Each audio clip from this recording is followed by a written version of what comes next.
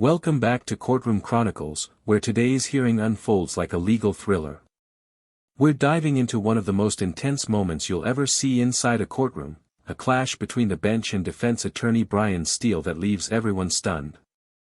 In this heated exchange, the judge demands to know how confidential information was obtained, information that was never meant to be heard outside chambers.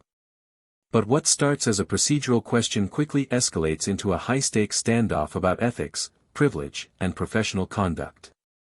You'll hear accusations of eavesdropping, talk of mistrial motions, and even a threat of contempt of court, all playing out in real time. You could have gotten him. So I'm going to ask you again. And I respect that. And it gives me no joy. But as you know, Georgia Rule of Professional Conduct, please check me. Rule 1.6, comment 5 reads, and this is what I have. 1.6.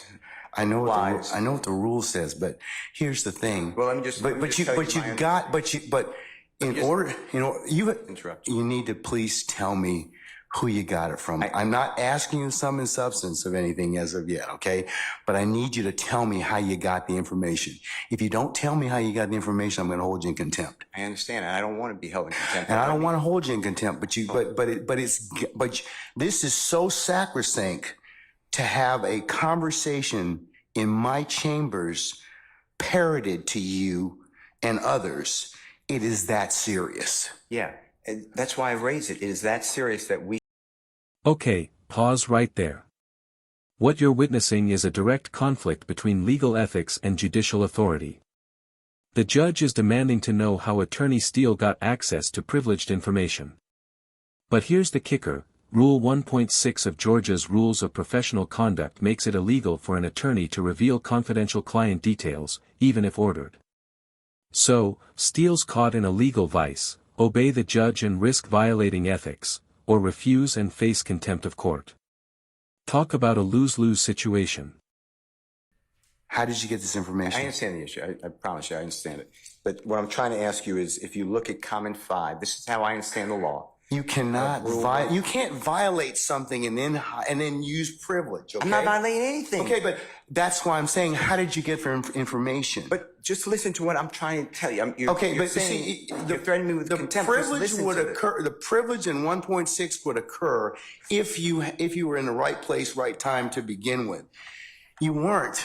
Let me tell you, I'm just reading from it. But if I'm reading it wrong, I'm not trying to. It says 1.6 applies not merely to matters communicated in confidence by the client, but also to all information gained in the professional relationship, whatever its source. So you're asking me to break, you're ordering me, maybe, you're asking me, I'm not saying you're ordering me, but to give you information, and you're saying it's not sum substance, but I'm telling you I can't do that under the bar rule. All right, well, I'm going to hold you in contempt. And you can think about it. 5 o'clock today, we'll see where you are at that stand on that point. Because no, that's not what I understand the rule to be. I've not asked you sum and substance of what was said.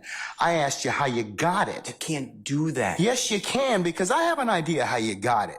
Well, your idea. I have an idea how you got it, but that's improper, sir. Your idea may be wrong, and you're asking me to listen. I told you the first time. And I'm not going to breach that confidence. I don't want to hold you in contempt, but this is that serious. Judge, you cannot eavesdrop and get information that was not meant for you to hear at that particular point in time. Judge, listen, and listen, I'll do whatever you want. Notice what Steele is doing here. He's quoting comment 5 of Rule 1.6 word for word. That's not arrogance, that's legal armor. He's trying to build a record that he's acting under ethical compulsion, not defiance. But from the judge's point of view, this looks like obstruction. And in court, perception can be as powerful as precedent. Tell me how you got the information. I'm not asking you what was said. You've already kind of given us some snippets of what you said. That tells me that somebody parroted that information to you. So, but you're assuming something because I told you already. Well, then, other than if you were sitting, unless you were sitting in there with a recorder, or Miss Love, or Miss Hilton, or one of the deputies gave you that information, or Miss Weaver shot you a rough copy of the transcript, There's only one other person that's left. Well, Your Honor. And if that person gave you that information or shared that information with you, she probably violated privilege. Well, let me tell you two things. One, I don't know how that is a privileged communication. It shouldn't have been. Well, it's because she has a client she's supposed to represent. Who are you talking But about? anyways, I'm not going to have a. When I got this information, I'm not going to have any further conversation with you about this. I want to know. The question still remains. I want to know who gave you the information? I'd like to know what information happened outside our presence. That's really it. He can go into custody at this point in time. I think that the court needs to again declare a mistrial based upon. Okay, and I'm going to deny your motion. I'm going to deny your motion. I understand that you spoke with a witness outside of our presence. And whenever, yes, I had an ex parte conversation, which is appropriate. And you influenced the witness. And there it is, the C word no attorney ever wants to hear, contempt. The judge gives Steele a deadline to reconsider. This is where courtroom drama turns psychological. Both men are asserting authority, neither willing to blink first. Imagine being in that room, tension thick, silence heavy, both sides knowing one wrong word could end a career or derail a case. That's for another day. But why? Okay, why that's for another day. In the first place, I didn't know about this stuff. That's for another day. So I raised it as soon as we found out about it. Well, I gave you the case I'm relying on. I assume you read it. If you didn't read it, you should read it. It's a material part, a critical part of the case. When a judge speaks with a witness outside the presence of the accused, the court has said it's right there in Division 2. Okay. That is a material or critical part of the case, and it's an automatic reversal. Mr. Steele. But you're acting like it's Mr. Steele, that is not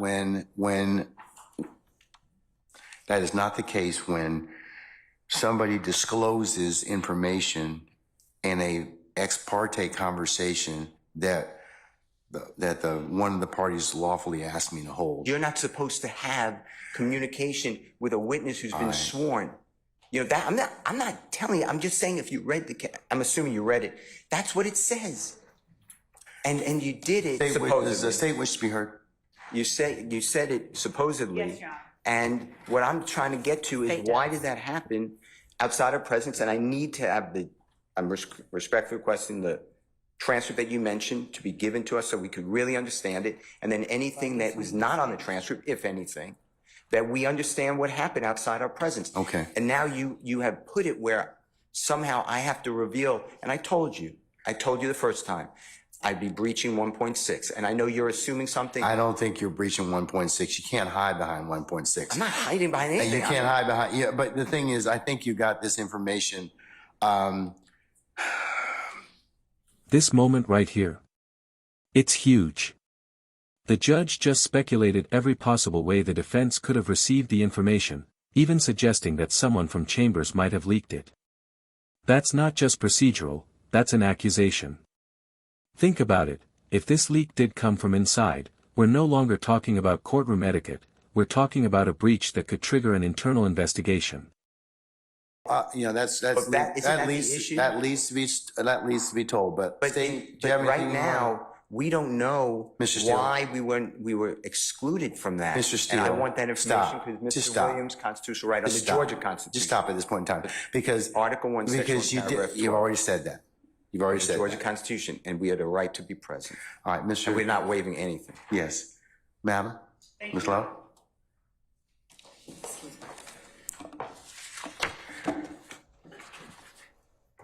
And Your Honor, excuse me. And I know I said this previously. Yes, sir. But we are not accepting any proffer from Ms. Love. Okay, excuse me. Okay. All right. To the court.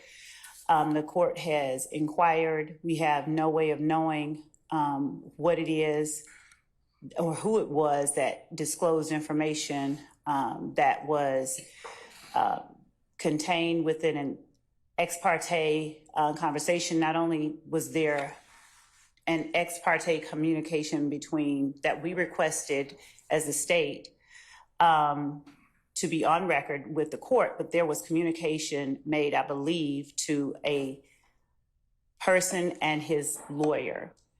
I don't know that the reason that counsel took the podium was to address that particular issue so much as it was to try and assert. Now Steele fires back, calling for a mistrial, arguing that the judge's private conversation with a witness, outside defense presence, is a material part of the case. He's essentially saying, "Judge, your actions compromised this trial." That's bold. In most courtrooms, that's the kind of statement that can cost you your standing, or your freedom.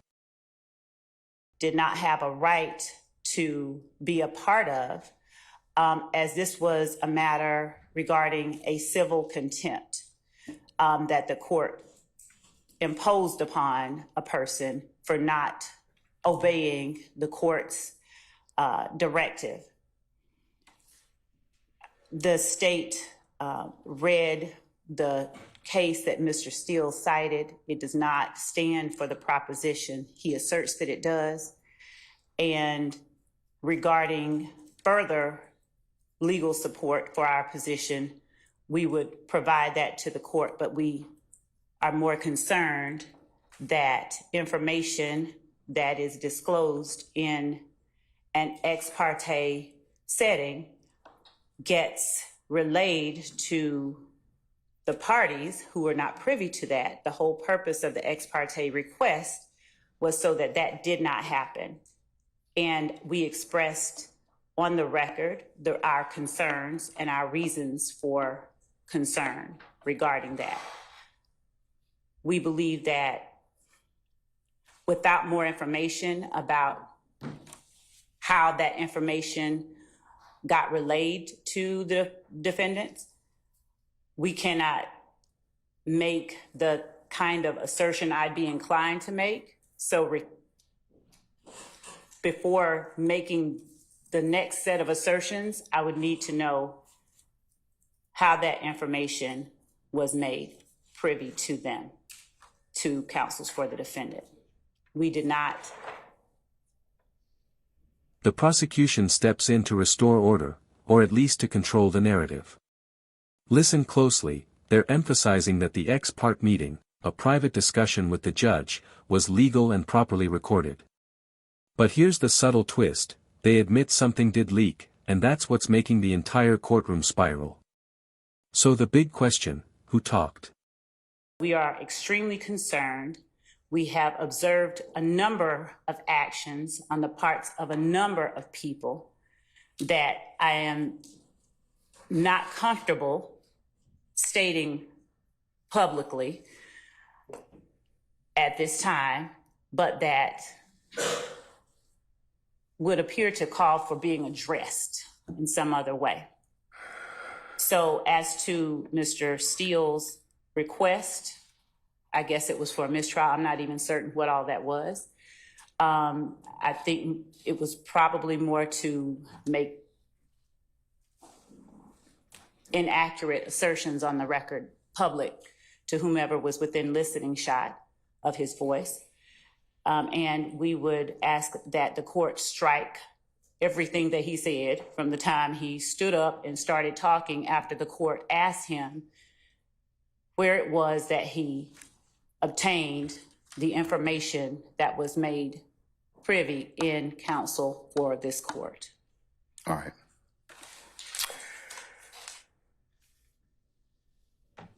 And regarding Rule 1.6, Your Honor, we read 1.6 as understanding there. 1.6 in no way shields. This is a key turning point.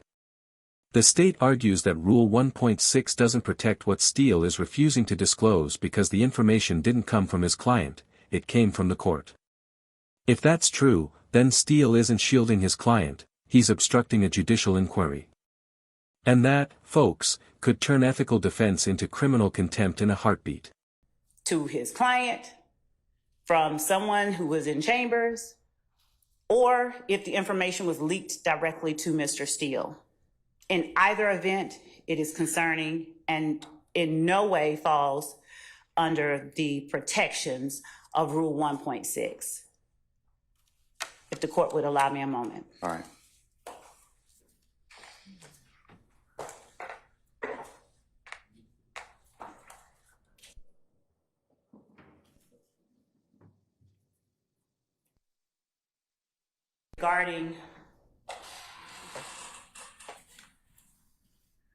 regarding further appropriate remedies, Your Honor, we would ask the court for an opportunity to further look into appropriate remedies for circumstances such as this, apart from what the court has already said, because it's grave enough when information is leaked from within the court's chambers regarding a matter that has been requested as ex parte, and we would ask for the opportunity to present to the court additional appropriate remedies that we believe are available. All right.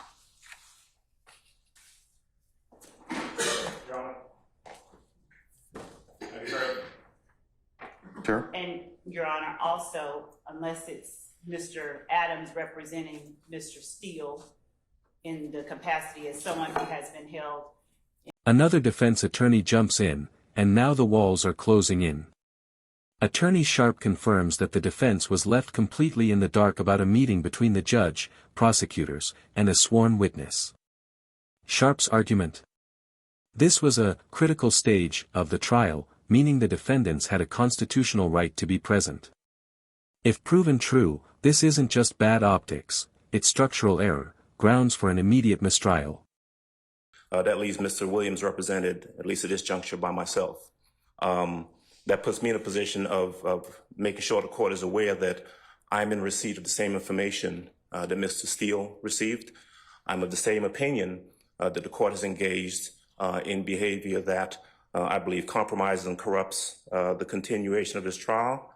I do believe that we are entitled to and should receive a copy of the transcript so that a full investigation can be made as to what we believe has occurred here. And so I take the same position as Mr. Steele. I am asking for a mistrial, as he did previously, and I'm telling the court that I do not believe that we can proceed at this point based upon the information that we've received. All right, sir. And frankly, I don't believe the state has any say in that. My statements are in regards to my representation of Mr. Williams, and if Mr. Steele is going to be held in contempt, I have exactly the same position. I also do not. Well, believe I asked him, so I didn't ask you. Yeah. So, but I'll leave it at that. Okay.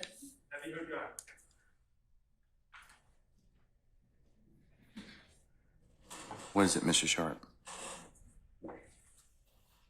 Thank you, Your Honor. As you know, I represent Shannon Stillwell. On behalf of Shannon Stillwell, I am going to be moving for a mistrial, first and foremost. I just want to clear up. The defense is drawing a line in the sand. They're not just protesting fairness, they're questioning the legitimacy of the entire trial. But look at how calm the judge remains when denying each motion. That calmness? That's experience, but also control. The message is clear: we're moving forward, whether you like it or not.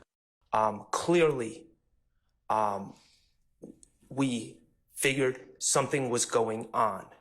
We were given no information about any meeting, who was meeting, what the meeting was about, or whether the meeting was ex parte or not ex parte, who requested the meeting, who was in the meeting. We were completely in the dark, and quite frankly, we kind of remain in the dark. I am not a false accuser, okay? I do not just willy-nilly accuse people of things. So, I'm not going to throw out spurious allegations like the ones that have been thrown at me over the past couple days that are absurd. But I will say, Your Honor, what I do know is, just based on what we've heard over the last 20 minutes, it appears there was a meeting that I knew nothing about that involved Your Honor, the district attorneys, and a witness who had been sworn in. My client was not given an opportunity to be present at this critical stage. This was a critical stage in this trial. That error is a foundational structural error in this case, and it is the cause for an immediate mistrial. Additionally, Your Honor, I believe that this meeting, again, I'm going to ask for the transcript, and I'm going to. And there it is, the boiling point. The judge officially orders Attorney Steele into custody. This is the moment every lawyer dreads, when courtroom debate turns into handcuffs. Think about the optics, a defense attorney being arrested in open court, during a live proceeding, for standing his ethical ground. It's rare. It's dramatic. And it's the kind of moment that sparks national debate about the balance between judicial power and legal ethics. Accurate final transcript for what occurred where none of the defendants or defense counsel were present for, and also the recordings of that meeting so we can see where we are. Again, I'm not going to sit up here and make false accusations or spurious allegations, but I do think we need to figure out what happened. We need to be in the know and not in the dark about what happened when a meeting occurs with a witness that has been sworn in, and we're not invited to the party. So those are my requests, Your Honor. I think it's necessary at this time to put a halt to these proceedings. I am moving for a mistrial. I have not waived anything. I just found out about this information. It is timely, and that's our stance, Your Honor. Thank you. I've noted your motion for mistrial. It's denied. Okay, are you same thing? You want the Harvey? Okay, all right. Okay, Mr. I'm adopting all of the statements. All right. Good afternoon, Your Honor. Carlton Matthews here on behalf of Mr. Mark Huey. Okay. We are also adopting all the arguments that have been made by All right, sir.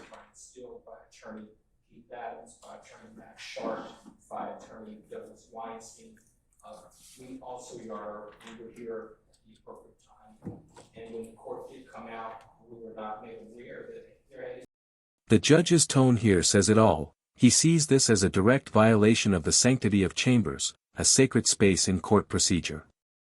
To him, Steele's refusal isn't bravery, it's defiance that undermines the justice system.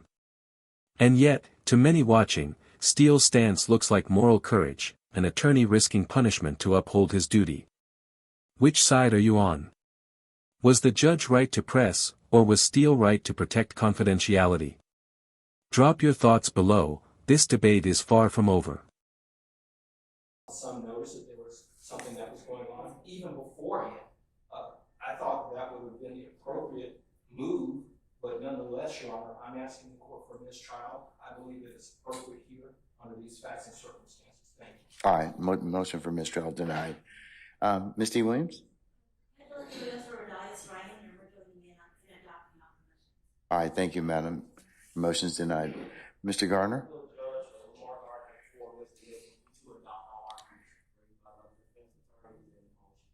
Okay, so noted. All right. Okay, Mr. Steele, last time. Who told you? All right, Mr. Steele's in custody. And once he clears the area, we'll go ahead and get started. If by that point means that we'll get started and resume the trial, Your Honor. Yeah, we're going to continue. I'm not calling nothing. I'm not going to participate in the trial without the Steele and without You don't have that luxury at this point in time, sir. You don't. You don't. without the court addressing. You don't have that luxury. You don't have that luxury at this point in time. You don't. Without the court addressing the issue that we believe is germane. Sir, you all are really getting yourselves cross purposes at this point in time. I don't believe so. Sir, I'm telling you, you are at this point in time. You made some things out of nothing. I think that you're on very precarious ground at this point in time. So I'm telling you at this point in time, he's in custody. We're going to go ahead and start. You can represent Mr. Williams. That's okay. That's fine. I'll take up the other stuff as needed, but I'm not going to take it up right now. Respectfully, I will not. Say again? Respectfully, I will not. I cannot. And Sir, technically, I you have to. feel as though I can properly represent Mr. Williams Well, until this issue is you're gonna have to do the best you can at this point in time, because you don't get to extort the court. That's what you're attempting to do at this point in time, sir. Yes, you are. What you're trying to do is, I'm not going forward if I don't get this. You know, it doesn't work that way, Mr. Adams. And I'm telling you at this point in time, I would just kind of govern yourself accordingly, sir. I'm telling you, as the court, under these particular circumstances, everything will come out as it should. I don't think, sir, I don't have enough information at this point in time to address it. I don't. But I'm telling you at this point in time, there is nothing that was given, said, whatever, this morning. That If there is any accuracy to some of the information that we don't. But sir, I don't even know. Your co-counsel won't even tell me who said whatever. Okay. And the challenge I'm having in this particular circumstance is that is such a violation of the sacrosanctness of the court's chambers and an ex parte conversation. You're just glossing over that. You're glossing over that in its entirety. No. It's not, sir. Sir. That's not what happened. That's not what happened. That's not what happened. That's not what happened. I'm just telling you, that's not what happened. Judge, respectfully, we are not obligated to simply accept that there's been no violation. We believe that there has been, and the only. Okay, well then you've made your. No, we're not doing that at this point in time. So you'll have a choice to make. All right, take Mr. Steele into custody, please.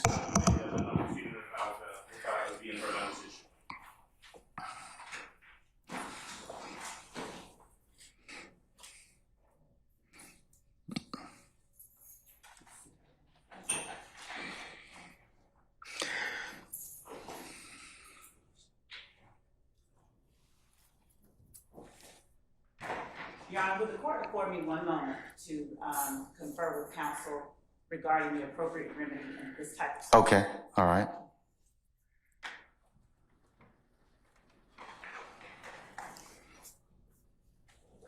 And that's where today's courtroom saga leaves us, a trial shaken by questions of ethics, privilege, and power.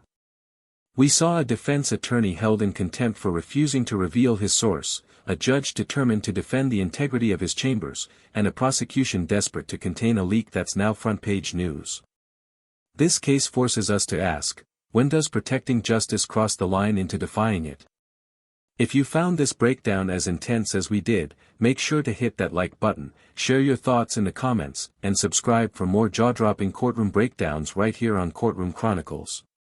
Until next time, stay sharp, stay informed, and remember, in court, truth isn't just told, it's fought for.